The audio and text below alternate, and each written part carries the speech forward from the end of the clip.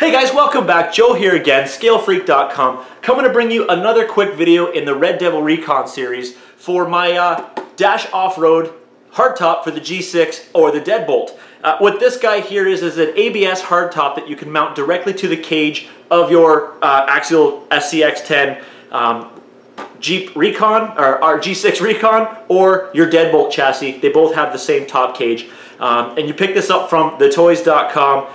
Basically very, very simple install. Really nice, adds look and a nice hard spot to the top of your kit depending on what it is that you want to do with it. For me, well, you know what? Watch the video. I'll talk about why I wanted to have this on my truck.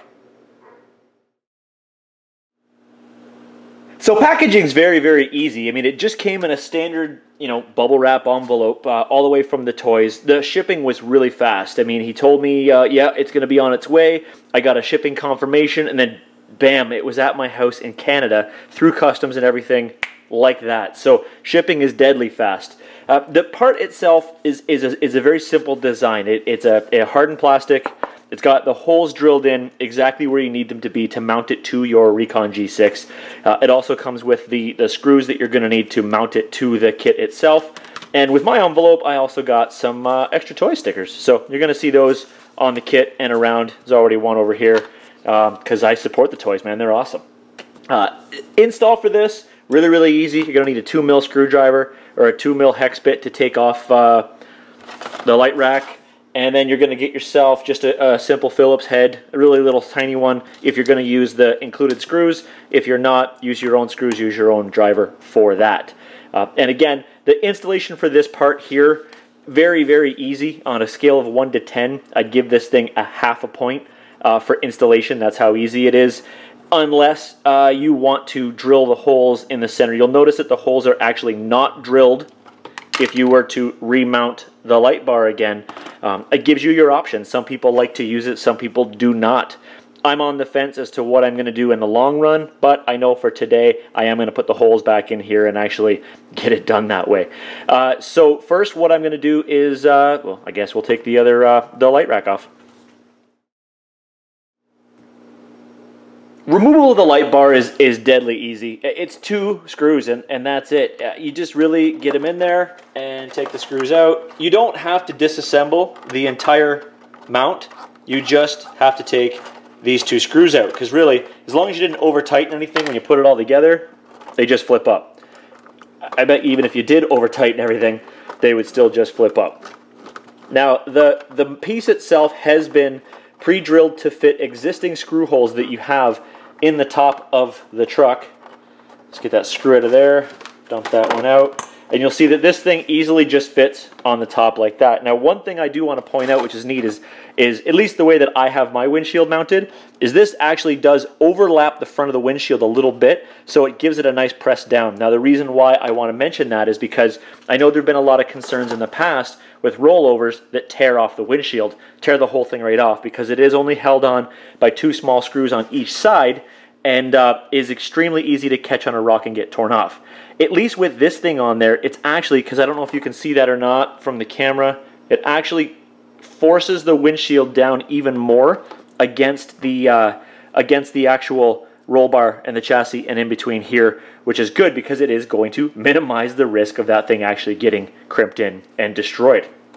So the screws that come with it, again, very easy. They're just little Phillips screws. I'm going to see if I'm going to continue to use these ones. I'm going to put them in for now and see how it fits. I actually think that just for force of it, I may actually switch these out to like a larger, longer screw that I can put a hex on the bottom of it. But for now, give me 1 second here. Now, right now, I'm actually just doing a test fit because what I'm actually going to do is once I get this thing test fit on, I'm going to get a marker on the bottom of it and put holes, or sorry, put dots where I'm going to drill through to remount my remount these guys. Because like I said, I am going to keep, for the most part, I'm going to keep this on there. So I do want to re-drill these holes. So this is braced back on again. So I'm just going to test fit this on to make sure I have all 4 holes aligned correctly. And then dot it from the bottom. And then grab the drill. So that's how that fits on. Again, loose test fit. Give me 1 second. I'm going to dot it up and get the drill out.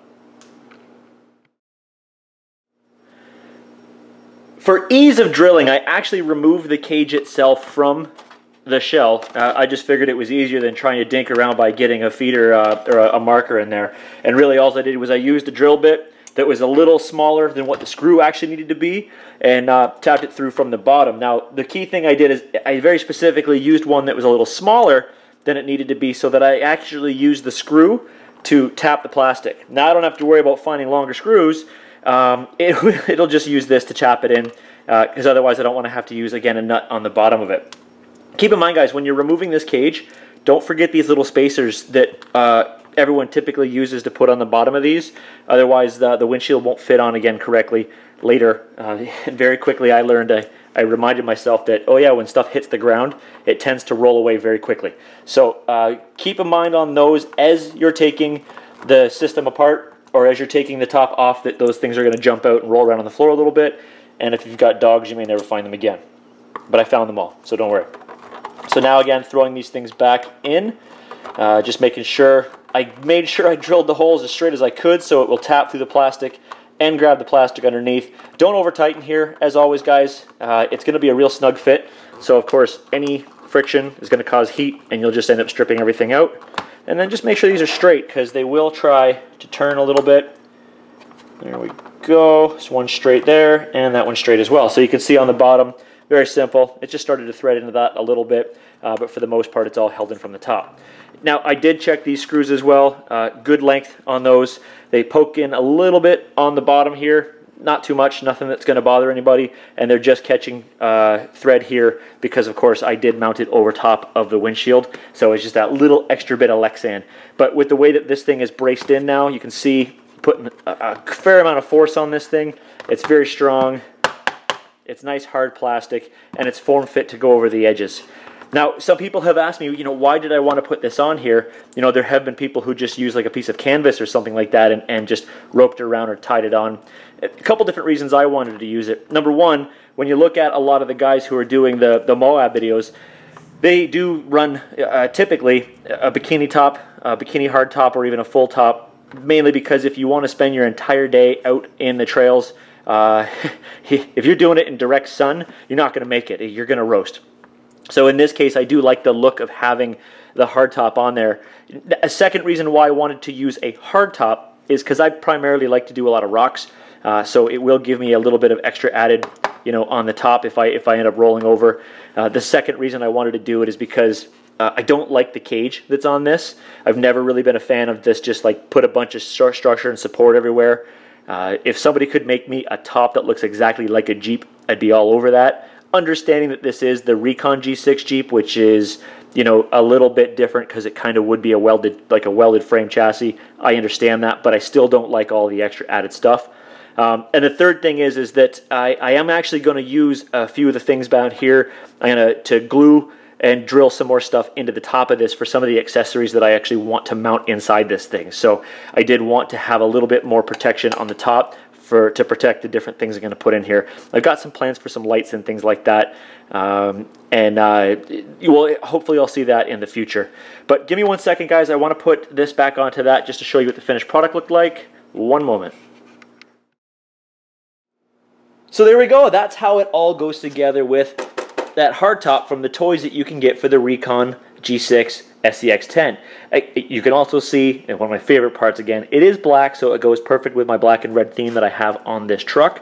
And again, like I said, I pretty much just want it so that I can add myself a little bit of protection. I can cover up the roof that I don't like, and I can also start adding some stuff into the bottom of that. So remember, guys, you guys can check this stuff out at thetoyz.com, the THETOYZ, that's Z, guys, I'm in Canada, .com.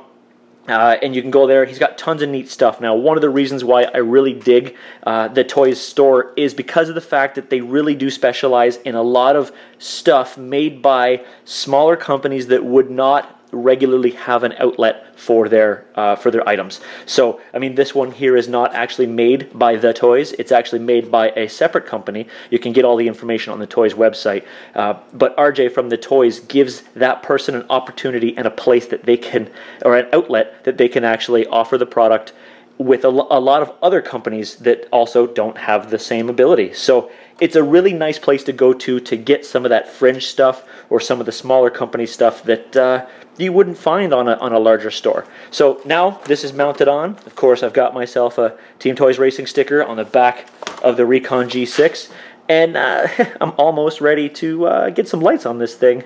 But I got a plan for that soon, guys. You guys are going to see something about that soon. A lot of questions have been, is what am I going to do? Yes, I actually am going to use these light buckets. But you will see as that's coming. That's why I wanted to leave that on there and dedicate to drill those holes, because lights are coming and I'm going to use this mount. So thanks again, guys, very much for watching the video. Of course, as always, comments below. Have you ordered anything from the Toyz? Have you used their online store or anything like that? Or checked out their Facebook page? Because the guy is always offering discounts to the community. So I go over there and check that out. Of course, as always, please click the subscribe button, click the like button as well, and you know what, share this with some friends. I don't really post this in too many places anymore, so please share this out with the community and get some more people involved. So thanks again for watching. I appreciate all your views, and have a great day.